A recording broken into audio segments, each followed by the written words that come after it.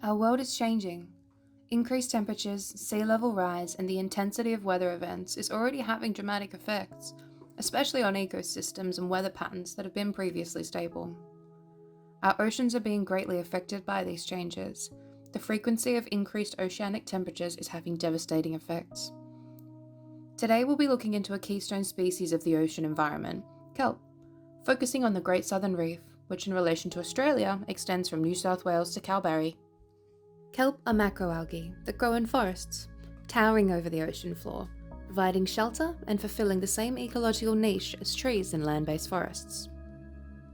Kelp forests harbour a greater variety and higher diversity of plants and animals than almost any other ocean community. They grow in temperate and polar coastal oceans, with a preferred temperature range of around 5 to 19 degrees for normal function. Kelp forests are a pillar community of the ocean, with a variety of economic and biological benefits for overall ecosystem health. Kelp are attached by strong holdfasts to rocky substrates.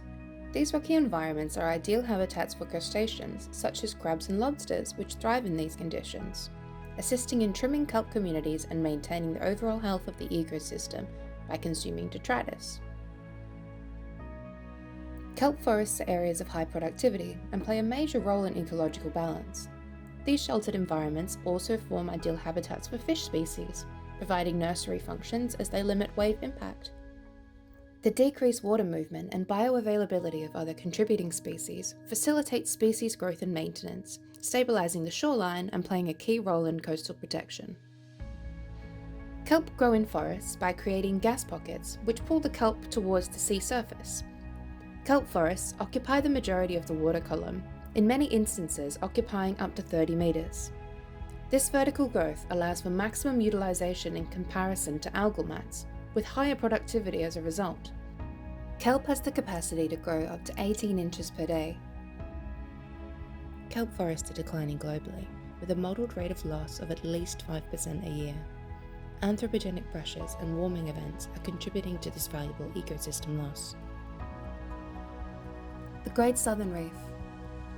70% of Australians live within 50 kilometres of the Great Southern Reef, but few know of its existence. The south coast of Australia is remote and wild, not attracting the tourism or attention of the northern coral coasts. A benefit of this isolation is that it has continued to flourish with minimal human intervention, maintaining sustainable ecosystems without a requirement for human engagement. The main negative is that both resources and accessibility to the system is limited, meaning limited baseline information is available to help form a greater understanding of this ecosystem. Kelp forests support a vast array of species, not only large species, but small. In the Great Southern Ocean, the two main industries that benefit from kelp forests are abalone and western rock lobster. These industries alone are worth over $500 million to the Australian economy, without considering the benefits to fisheries and coastal protection. The largest consistent pressure on kelp is harvesting for food and industry. Up to 70% of the kelp forests were lost off the Adelaide coastline during urbanisation. Overfishing of high-value predators causes explosions of herbivore populations, in particular sea urchins, which destroy the forests. Other issues, such as nutrient enrichment, heavy metals, significant competition, low light, and increasing temperature have created a hostile environment for these species. Changes in oceanic temperatures are the driving force in deforestation of kelp forests. The greatest concern for the Great Southern Reef is the lack of capacity to spread to cooler waters. A poleward directional shift from Australia is not possible like it is in the instance of Northern Hemisphere kelp forests. If the ecosystems on the southern coast are destroyed through water warming, there is no capacity for the system to shift, and it will end in the destruction of the system. The 2011 marine heatwave. Kelp are significantly impacted by the effects of ocean warming, in particular marine heatwaves. A marine heatwave is defined by an increase in temperatures over the 90th percentile for 5 days or more. The 2011 ocean heatwave raised sea temperatures between 2 to 4 degrees for over 60 days, with devastating results. The heatwave caused a significant decline in Eclonia radiata and other dominant kelp species, which are important in stabilising habitats. some of which had a 100-kilometre southward retraction. Overall, an estimated 43% of common kelp forests were lost between the Capes of Calbarry as a result of the 2011 heatwave. Kelp are most affected by sea level rise due to issues with sexual reproduction, which is unable to occur above 20 degrees.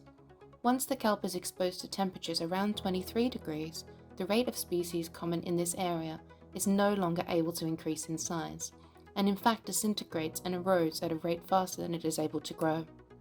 The 2011 marine heatwave gives a great example of the potential impacts that might occur if our oceans continue the warming trend at present. The cooler waters of the Great Southern are highly sensitive to change. What can we do to help? The best way that we can help protect the future of kelp forests is by future-proofing the kelp forest through restoration projects. Several restoration projects are currently in place in Australia, including Kelp Alliance, Green Global Action, and Operation Crayweed, which are all working together to help restore forests in the Great Southern. We can also protect through sanctuary zones, regulation of harvesting, fishing methods, and decreasing impacts of trawling, whilst also involving transplantation and regeneration programs with systematic monitoring. When examining and understanding this little explored resource, it is important to take into account the social impacts of deforestation.